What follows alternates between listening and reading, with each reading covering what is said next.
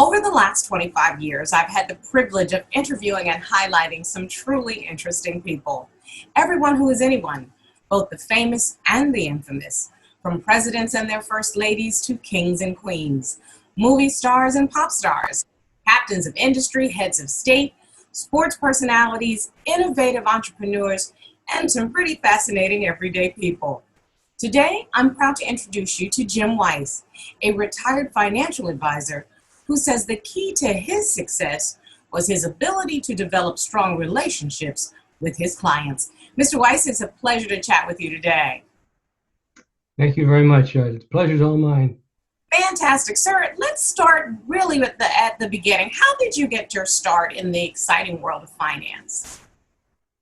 Well, I would give credit to my dad, who was in the banking business.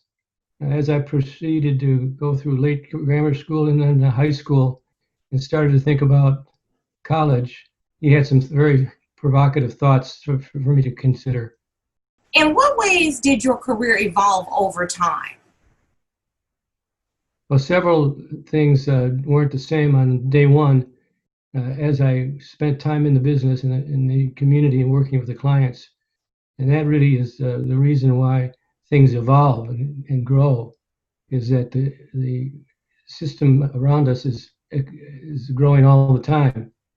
And I was fortunate to be working with some very, very strong companies that had good information. Why don't you take me through, because I am relatively a novice, as so many Americans are in the world of finance. What did you find when you first started? And then give me an example of something that did change and evolve. Well, first off is that I was very lucky in the firms that I got a chance to work for.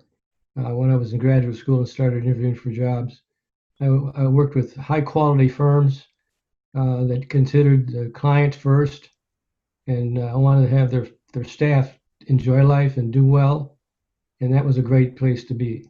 You spoke about community just a moment ago. I understand that you're quite involved in your local community. Can you tell me a little bit more about your civic activities? Because I do believe that we are so much a part of the same village, and what we do in our community absolutely impacts on everyone around us. I've had the same feeling as you just described as I grew through the industry. And going back 25, 30 years, I lived in a suburb of Chicago, and through meeting certain people, I was able to be part of the team, and I was on the board of supervisors for a number of years, having won an election, not because I was an orator, but because we had a good team and they elected the team. Over the years, that came, and then it went after a period of 6 or 7 years, and I moved on to the not-for-profit area, which I'm still involved with it, and I've been retired now 3 years, but I'm working with the not-for-profits on a daily basis. So when I first introduced you, I actually alluded to one of the things that I know is your credo, that strong relationships with clients are absolutely necessary if you're going to be a successful financial advisor. Give me some thoughts on what being in the world of finance means. Actually, if you could summarize just the whole concept of a financial advisor. Well, the first and foremost element is to remember that the client comes first. That's the most important piece of information you need to evolve and support. Secondly, you need to have a strong communications with the client, because you have to come to understand exactly what he or she wants and what their financial capabilities are, and so that you match that up with what you're doing for them in their portfolios. You have to be in contact with them on a regular basis, and you have to spend a great deal of time with your research staff looking for good ideas. You outlined that honesty was important, constant communications, and putting the client's needs first as important to that relationship. So what do you think is the most important part of retaining clients' trust as a financial analyst? You have to be a clear communicator. It doesn't matter if it takes 3 or 4 meetings or phone calls or whatever it takes to get through to the client exactly what the situation is, how the markets are behaving relative to what he claimed or she claimed, or her philosophical ideas of what she needs or he needs to make his financial position comfortable and rewarding. And we then have a job to fulfill those desires. Sir, you worked in this area for many, many years. Can you tell us some of the accolades that you received for your work? Well, you should ask that. It's interesting. I started out in 47 years ago in the business, coming out of graduate school, and it was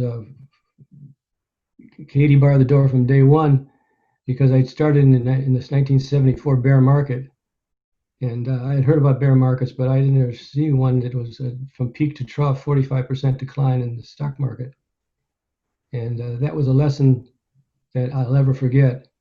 And it told me a lot about how you satisfy client needs. Mr. Weiss, what personal qualities do you think make a good or an excellent financial advisor? I mean, it's one thing to be good. It's another thing to reach a level of being excellent, to be a partner at a firm where people are going to trust you with their life savings. What are the qualities?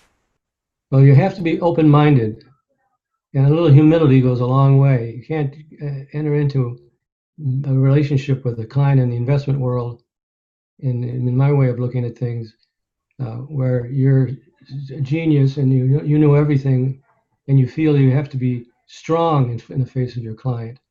And there's many who've been successful doing that for periods of time, but ultimately, I think that comes back to haunt you.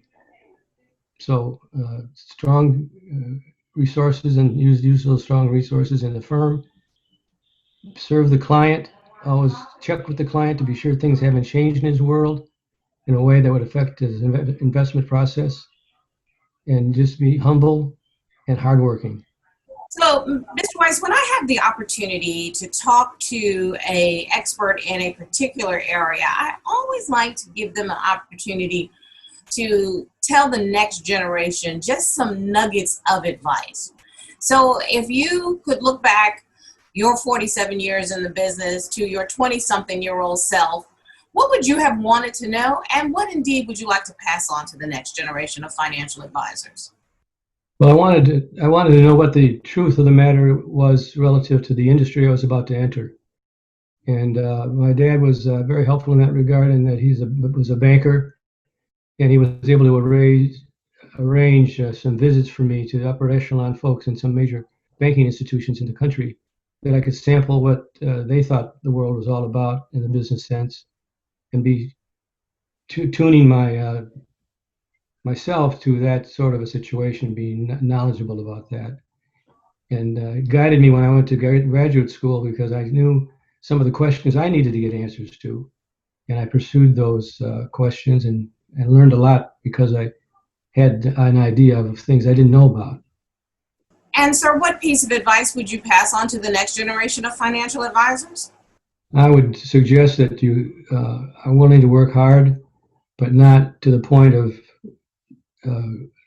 not being part of the world around you, your family and your friends. Those people are very important on a long-term basis.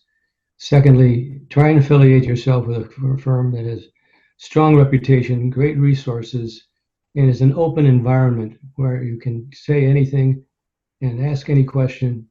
And that's very, very important. In addition to that, we have to be sensitive to the psychology of the client. What can they tolerate in terms of short-term movements in the market, for example? And not everybody reads from the same book in that regard.